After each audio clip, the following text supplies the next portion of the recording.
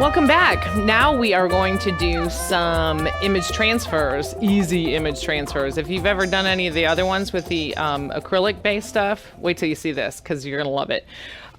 What you do is you start with your primed surface. These are on the Encaustic boards, cradle primed. And then you have your Xerox copy. Again, this is toner based, same thing that you use for your acrylic image transfers. What you want to do is put that face down onto a cooled surface, and you just want to press that down with your fingers a bit. Now what you do is you take your spoon, I use a metal spoon, and I want to cover every single surface on here. And I said cool. This needs to be cool because if it's too warm, you're going to smash the surface and manipulate it more than you want to. But basically what you're doing is you're transferring this image into that wax. But there's something special that I need to show you. Because after you burnish, and you're like, gosh, that should be enough. You pick up the corner and you're like, it's only a little bit transferred. So put it down. Whap! Don't get the wax on there. But put this down again and just keep burnishing. Again, try and cover every surface that you're trying to transfer.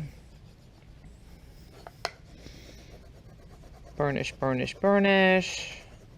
What I always tell my students is if you think you burnished enough, do it some more. So here we go.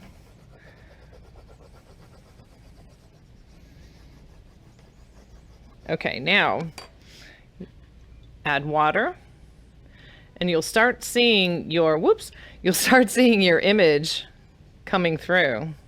See my little baby doll there? She's coming out to play. Okay, now I'm just using my finger very lightly on the surface to make sure that the water is being saturated into the paper. And then I'm taking my spoon again and burnishing. This is the important step right here, to burnish again once you have the paper saturated.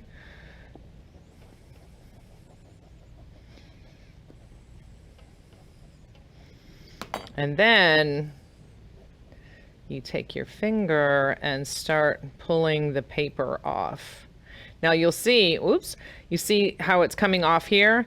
It's okay, just go to a different area and try and be a little bit more gentle. All that tells me is that I should have burnished it a little bit better there, or that I'm being a little too rough with it as I'm pulling the paper off of it. But basically you get the idea. You can mess with this as much as you want. And a lot of times, like, see if I'm having trouble here, I'll go back and I'll try and burnish a little bit more in the area that I haven't pulled the paper away yet.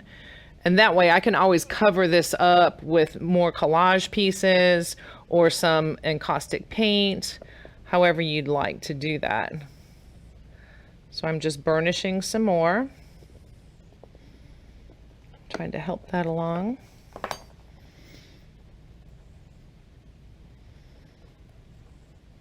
And the cheaper your paper that you print on, again, this is a Xerox copy, a toner-based Xerox copy.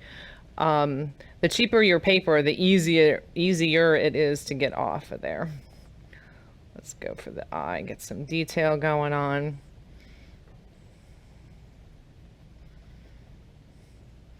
So there you go. There is your image transfer of a Xerox copy. But you get the basic idea there, and then you just, pull the paper away, keep going, keep working that until you have it how you want it. Now the next thing I'm going to show you is using graphite paper. And this is basically just the old copier paper, I guess, that we used to use back in the typewriter days. So basically all you do is lay this down onto your, again, primed surface. And then from here, you can make any kind of marks that you want to. I'm just going to kind of make some crazy little circles and zigzaggy lines. And this image transfer is really a piece of cake. Bam, that's all you do. And then you can do this over color, or you can do it on your primed surface and then, you know, paint around it however you'd like. You can also use a graphite pencil or graphite stick like I have here, and you can just draw any sort of image on here. And you can transfer that whole thing onto here just by burnishing down. You can either use a graphite pencil like I'm doing here, or you can use a spoon to burnish down. Now in this case, you can pick it up and your image will be right there.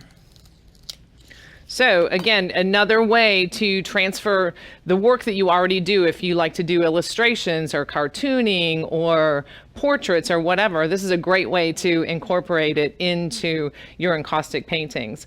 Now, once you have this down, what you want to do is tap it with your heat, not too much or it'll start floating away, but you just want to make it just so you get that shine.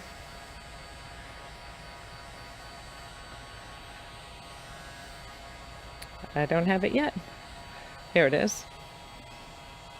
But this way it holds your detail right into the paint. So just do it just till you see that shine and then move along. Same thing with your image transfer here with the Xerox copy.